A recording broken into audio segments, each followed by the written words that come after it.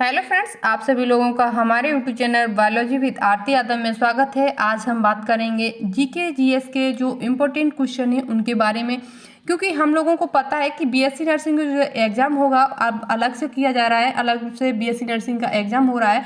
तो उन एग्ज़ाम में आपके 20 क्वेश्चन आपके बीएससी नर्सिंग में जीके जीएस के पूछे जा रहे हैं, ठीक है। और सीपी नेट में जो 8 स्टूडेंट हैं उनमें भी जीके जीएस के क्वेश्चन लगभग 60 आते हैं, ठीक है, जहाँ तक हमको पता है, ठीक है। तो उन सभी को हम ध्यान में रखते हुए आज हम आपको लोगों के लिए जीके जीएस के इंपॉर्टेंट क्वेश्चन लेके आए जो हमेशा पूछे जाते हैं, ठीक है। आज की क्लास बहुत ही अच्छी है, अद्भुत है। आप सभी लोगों को ज़्यादा से ज़्यादा इस क्लास को शेयर करने, जो स्टूडेंट बीएससी नर्सिंग कर रहे हैं की तैयारी कर रहे हैं या फिर सीपी नेट के 8 स्टूडेंट, उन सभी को ये क्लास आप शेयर कर सकते हैं, ठीक है। और अच्छी लगे क्लास को लाइक करें, शेयर करें और चैनल को सब्सक्राइब नहीं किया तो जरूर सब्सक्राइब करें, ठीक है। और आज की क्लास में हम जो बात करेंगे वो बात करेंगे क्लासिकल डांस, शास्त्रीय नृत्य के बारे में बात करेंगे। और आप बात करेंगे कि खिलाड़ियों की संख्या कितनी होती है, और बात करेंगे नेशनल पार्क, ठीक है। इन 2-3 टॉपिकों से हम बात करेंगे, उनके क्वेश्चन है और इनकी थ्योरी भी है, ठीक है। तो हम सबसे पहले देखते हैं फर्स्ट हमारा क्वेश्चन क्या है। फर्स्ट हमारा क्वेश्चन है कि यूपी का शास्त्रीय नृत्य कौन सा है। देखिए, हम आप लोगों से विनती करना चाहेंगे कि आप सभी लोग जो भी आपको नहीं आ रहा है वो आप अपनी नोटबुक लें और उसमें नोट करें, 1-2 बार रिवाइज करें। देखिए, जब तक आप खुद से मेहनत नहीं करेंगे कुछ भी नहीं हो सकता है। रिवाइज आपको खुद करना है। देखिए, भले ही हम एक क्लास दे के उस क्लास को हम रिवाइज जरूर करें दिन में, ठीक है। तो पढ़ना कम है लेकिन रिवाइज जरूर करना है। आप बहुत ज़्यादा क्लास देखो और रिवाइज नहीं करो तो उसका कोई भी मतलब नहीं बनता है। आप आज पढ़ोगे 2 दिन बाद वो भूल जाएगा, और रिवाइज करोगे, आज पढ़ लो, शाम को रिवाइज कर लो और कल सुबह फिर कर लो और फिर 5-6 दिन बाद फिर रिवाइज कर लो, तो आपको वो चीज़ हमेशा याद रखी बनी रहेगी, ठीक है। तो हम आपको इतना ही ज्ञान देंगे। देखते हैं फर्स्ट हमारा क्वेश्चन क्या है। यूपी का शास्त्रीय नृत्य कौन सा है? इनमें से कौन सा आपका यूपी का शास्त्रीय नृत्य है उससे देखते हैं।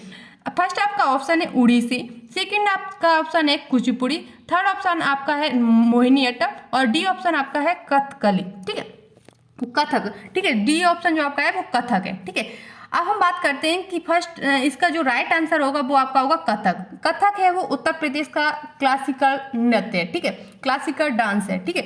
उत्तर प्रदेश का शास्त्रीय नृत्य कौन सा है? कथक। अब हम याद कैसे करें इसे याद करने की? तो कथक में उत्तर प्रदेश जब लिखते हैं तो आधा ता आता है और इसमें भी आधा ता आया, तो इसका जो राइट आंसर होगा वो आपका होगा कथक। कथक कहाँ का है? उत्तर प्रदेश का, ठीक है।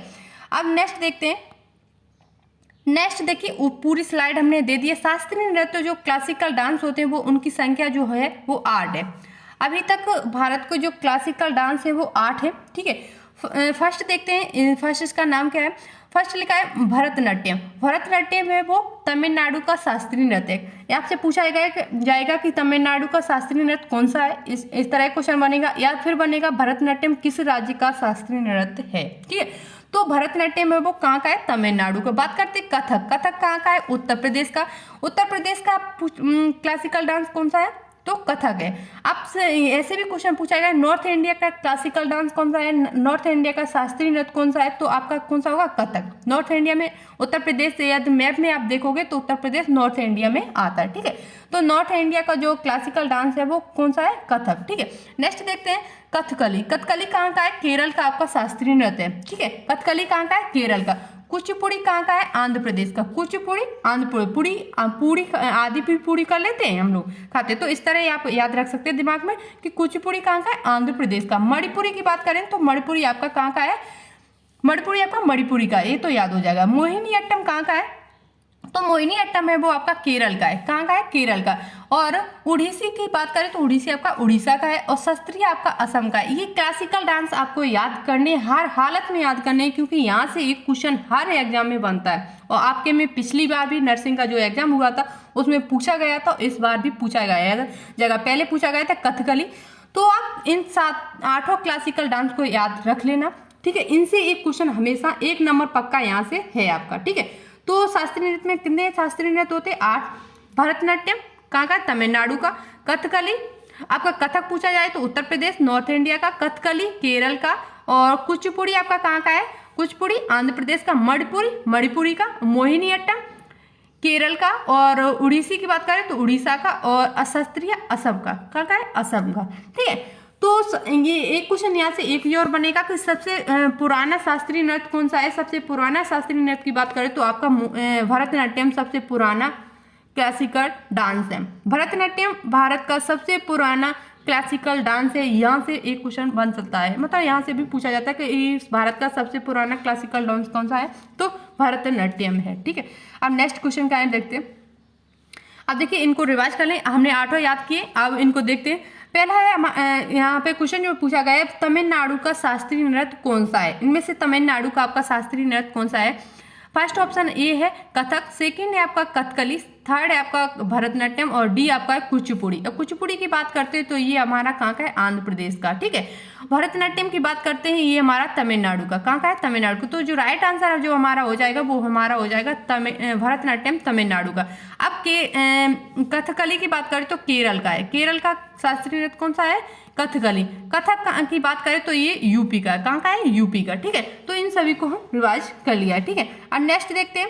नेक्स्ट हमारा क्वेश्चन क्या है, नेक्स्ट है केरल का शास्त्रीय नृत्य कौन सा है। केरल का निम्न में से शास्त्रीय नृत्य कौन सा है। फर्स्ट ऑप्शन दिया कथकली, सेकंड है मोहिनीअट्टम, थर्ड है सत्रिया और फोर्थ है ए और बी दोनों। तो इनमें से बात करते हैं, सत्रिया तो असम का है, कहाँ का है, असम का। सत्रिया कहाँ का क्लासिकल डांस है, असम का। मोहिनीअट्टम और कथकली की बात करें तो ये दोनों ही केरल के शास्त्रीय नृत्य हैं, इसलिए इसका राइट जो आंसर हो जाएगा वो डी हो जाएगा। ए और बी दोनों केरल के शास्त्रीय नृत्य। कथकली और मोहिनीअट्टम कहाँ के हैं, केरल के।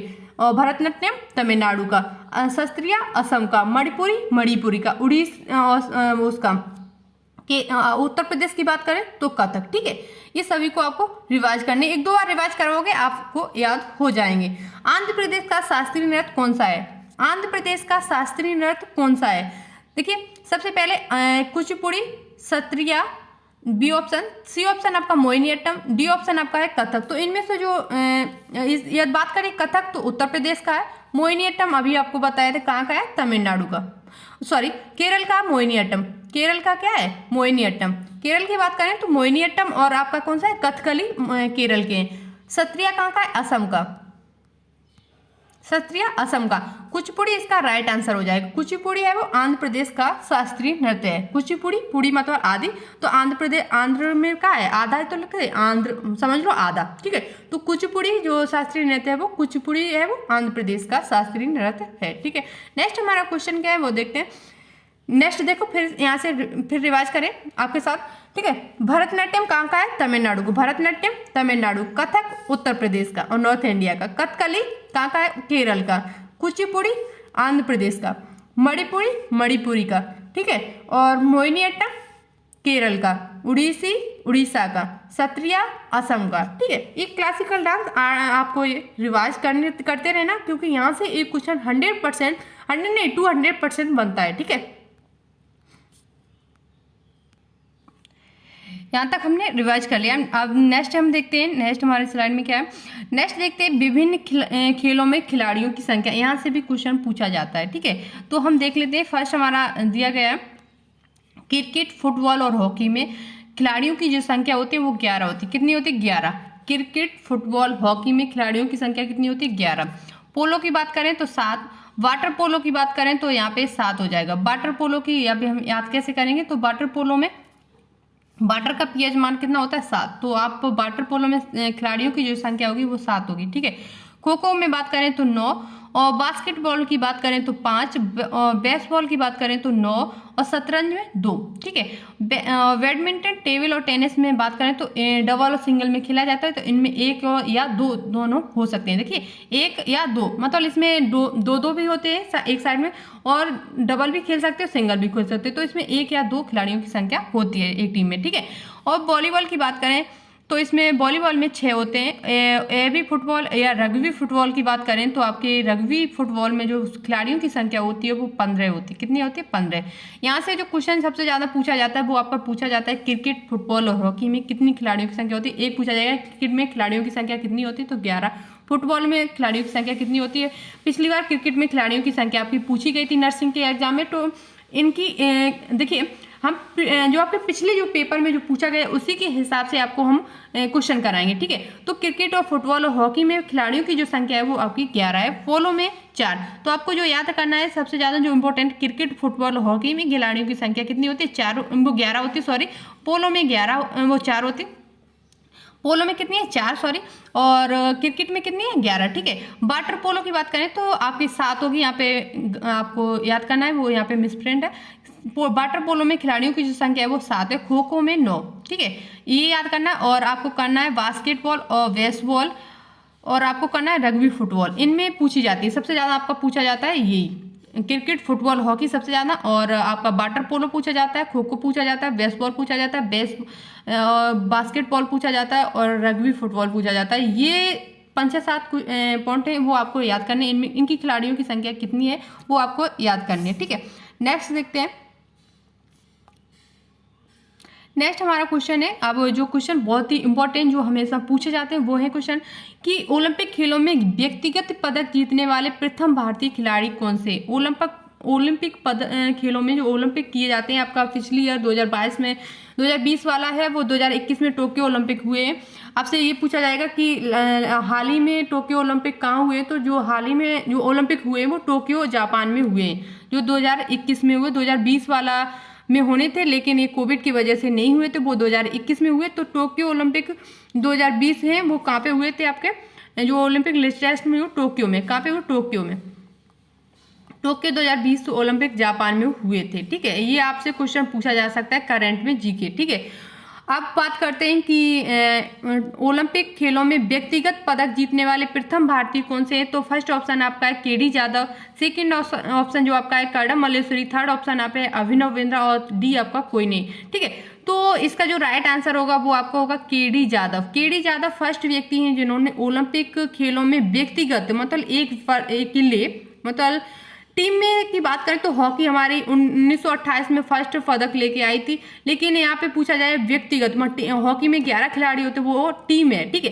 ये व्यक्तिगत की बात की जाए तो व्यक्तिगत पदक जीतने वाले फर्स्ट जो भारतीय हमारे हैं वो हमारे हैं केडी जाधव। 1952 में इन्होंने पदक जीता था, ठीक है। 1952 में फर्स्ट हमारा पदक आया था, वो कब आया, तो 1952 में केडी जाधव लेके आए थे व्यक्तिगत, ठीक है। और पहला जो मेडल पूछा जाए भारत ने कब जीता, वो 1928 में जीता हॉकी टीम, ठीक है, वो हॉकी टीम ने जीता था। लेकिन व्यक्तिगत ये रूप से पूछा जाए तो व्यक्तिगत पदक जीतने वाले पहले जो खिलाड़ी हैं वो हमारे केडी जाधव हैं। अब बात करते हैं कि फर्स्ट महिला कौन सी है जिन्होंने ओलंपिक में पदक जीता है। तो ओलंपिक में फर्स्ट महिला जो है वो हमारी है कर्णम मल्लेश्वरी, फर्स्ट लेडी है, फर्स्ट फीमेल जिन्होंने ओलंपिक में पदक जीता वो कर्णम मल्लेश्वरी। ये भी आपको नोट डाउन करना है क्योंकि यहाँ से क्वेश्चन पूछा जाते हैं, ठीक है। अभिनव बिंद्रा बात करें तो फर्स्ट भारतीय हैं जिन्होंने ओलंपिक में स्वर्ण पदक जीता है, स्वर्ण या गोल्ड मेडल जीता है, ठीक है। ओलंपिक में स्वर्ण मेडल जीतने वाले फर्स्ट व्यक्ति हैं वो हैं आपके अभिनव बिंद्रा। कौन से, अभिनव बिंद्रा, ठीक है।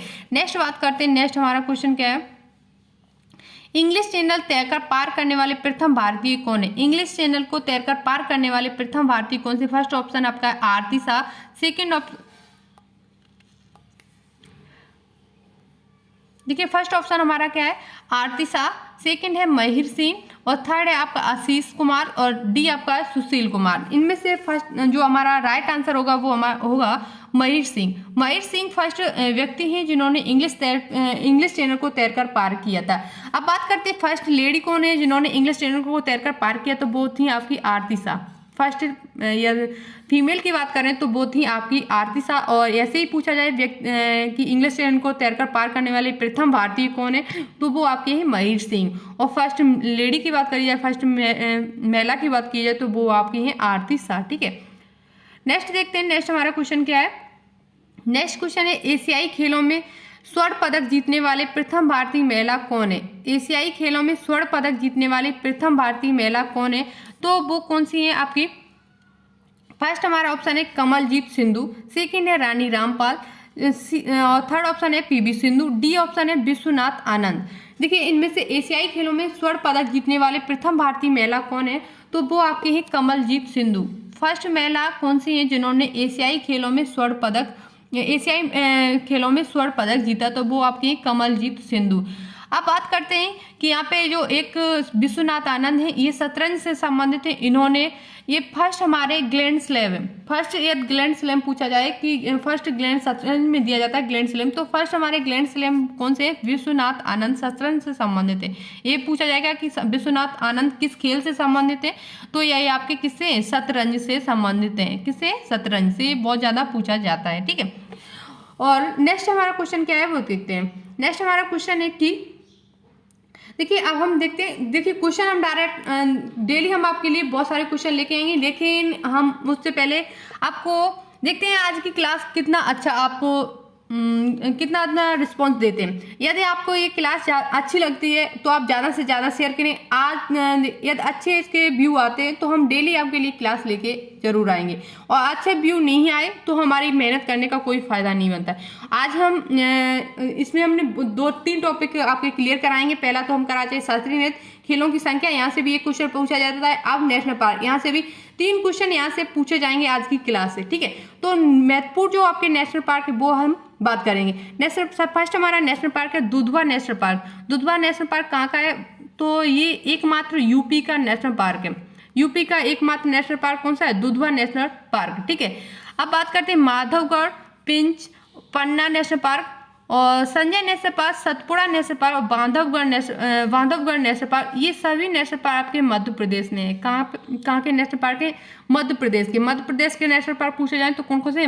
Madhavgarh national park, Pench national park, Panna national park, Sanjay national park, Satpura national park और बांधवगढ़ नेशनल पार्क। ये सभी नेशनल पार्क कहाँ के हैं? मध्य प्रदेश की। अब बात करते हैं कि ये पूछा जाता है कि सबसे ज्यादा नेशनल पार्क किस राज्य में? तो सबसे ज्यादा नेशनल पार्क आपके मध्य प्रदेश में ही। सबसे ज्यादा इनकी संख्या पूछी जाए तो 12 नेशनल पार्क ओनली, केवल कहाँ पे? मध्य प्रदेश में, ठीक है। और अब बात करते हैं कि एक क्वेश्चन और पूछा जाता है मध्य प्रदेश से, सबसे ज्यादा वन कहाँ पाए जाते हैं? तो सबसे ज्यादा वन है वो आपके मध्य प्रदेश में ही पाए जाते हैं। सबसे ज्यादा वन कहाँ पे? मध्य प्रदेश में। सबसे ज्यादा नेशनल पार्क कहाँ पे? मध्य प्रदेश में, ठीक है। अब नेक्स्ट देखते हैं, नेक्स्ट हमारा क्या है। अब यहाँ से इंपॉर्टेंट और क्वेश्चन बनते हैं नेशनल पार्क से, वो देखते हैं सबसे बड़ा नेशनल पार्क कौन सा है? सबसे बड़ा देखिए क्वेश्चन टाइप में हमने नहीं टाइप कराए क्योंकि हमारा टाइम भी बचेगा, ऑप्शन पढ़ो, तो उससे अच्छा है कि हम 1 लाइनर करके आपको क्वेश्चन करा दें, ठीक है। सबसे बड़ा नेशनल पार्क कौन सा है? सबसे बड़ा नेशनल पार्क की बात करें तो हेमस नेशनल पार्क लद्दाख में है, ठीक है। सबसे बड़ा नेशनल पार्क कहाँ है? हेमस नेशनल पार्क है, और कहाँ पे है? लद्दाख में। कहाँ पे? लद्दाख में। इससे जो क्वेश्चन बनेगा इस तरह बनेगा कि भारत का सबसे बड़ा नेशनल पार्क कौन सा है?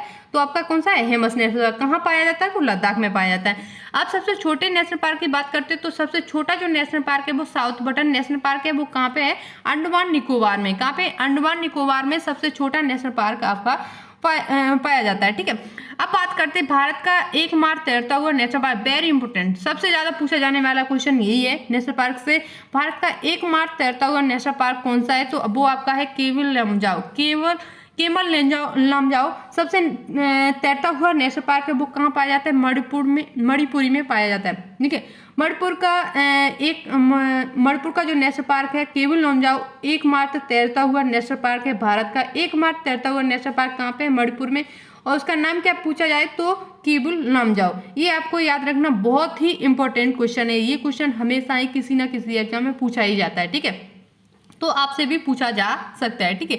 जिम कॉर्बेट नेशनल पार्क कहाँ पे? उत्तराखंड में। अब बात करते हैं कि भारत का पहला नेशनल पार्क कौन सा है? तो जिम कॉर्बेट नेशनल पार्क है। जिम कॉर्बेट भारत का पहला नेशनल पार्क है जो उत्तराखंड में है, ठीक है। इसकी जो स्थापना हुई थी वो हुई थी 1936 में। फर्स्ट नेशनल पार्क कौन सा है? जिम कॉर्बेट नेशनल पार्क कहाँ पे है? उत्तराखंड में। और इसकी स्थापना कब की गई थी? 1936 में, ठीक है। नेक्स्ट देखते हैं उत्तराखंड में पाए जाने वाले नेशनल पार्क। उत्तराखंड से जो नेशनल पार्क हैं उनके बारे में देखते हैं। उत्तराखंड में जो पाए जाते हैं फर्स्ट नेशनल पार्क है Nanda Devi national park, second है राजाजी नेशनल पार्क, थर्ड है आपका गंगोत्री नेशनल पार्क, फोर्थ है आपका फूलों की घाटी, ठीक है। तो ये 4 नेशनल पार्क हैं जो उत्तराखंड में, और सारे भी नेशनल पार्क हैं लेकिन ये 4 इंपॉर्टेंट है जो हमेशा किसी न किसी एग्जाम में पूछे जाते हैं। तो उत्तराखंड में 4 नेशनल पार्क है, Nanda Devi national park, Rajaji national park, Gangotri national, फूलों की घाटी। सबसे ज्यादा आपका जो पूछा जाता है वो पूछा जाता है फूलों की घाटी नेशनल पार्क कहाँ पे है? तो वो आपका है उत्तराखंड में। फूलों की घाटी नेशनल पार्क कहाँ पे है? उत्तराखंड में, ठीक है। नेक्स्ट देखते हैं। अब पश्चिम बंगाल के नेशनल पार्क की बात करें तो पश्चिम बंगाल में जो नेशनल पार्क आपको पाए जाते हैं वो पश्चिम बंगाल के नेशनल पार्क, 3 नेशनल पार्क बहुत इंपॉर्टेंट है, वो हम आपको नोट डाउन कराएंगे, वो आप लोग नोट डाउन कर लें। ठीक है, पश्चिम बंगाल का फर्स्ट नेशनल पार्क है सुंदरबन नेशनल पार्क। कौन सा है? Sundarban national park. आप मेरे साथ नोट डाउन करें। सुंदरबन नेशनल पार्क कहाँ पाया जाता है? पश्चिम बंगाल में। और बक्सा, सुंदरबन और बक्सा नेशनल पार्क है वो कहाँ पाए जाते हैं? पश्चिम बंगाल में। सुंदरबन नेशनल पार्क पश्चिम बंगाल में, बक्सा नेशनल पार्क पश्चिम बंगाल में, और जल्दापारा,